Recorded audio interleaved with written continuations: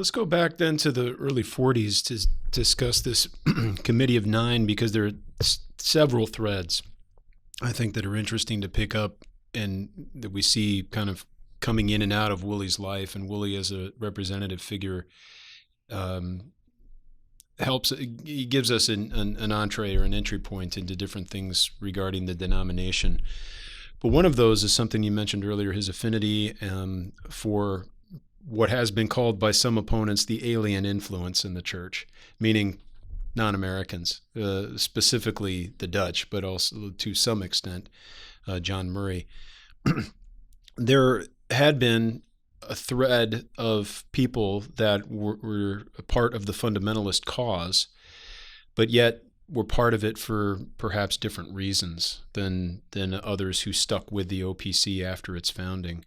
Could you speak to some of that at all? I mean, some of the latent national aspects or some of the American aspects that were kind of somehow coincident with fundamentalism for so many people?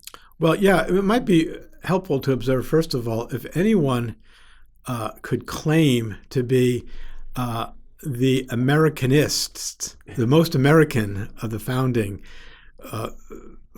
fathers of the OPC, Woolley could make some claim. Here's an Ivy League educated, as you said, very erudite man. Went to Brown. Is that right? I think he went to Brown. Yeah. And who no one ever saw without a jacket and tie, never.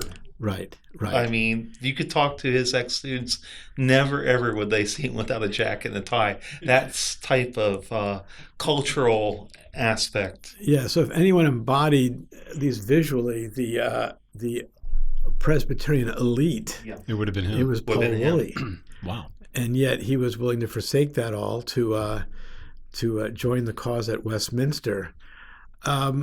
But the one who had the aspirations was of course, Ed Rian, who sought, as much as he would claim to be part of Machen's cause, he was one who aspired to the very sort of political elitism that Woolley didn't care to pursue.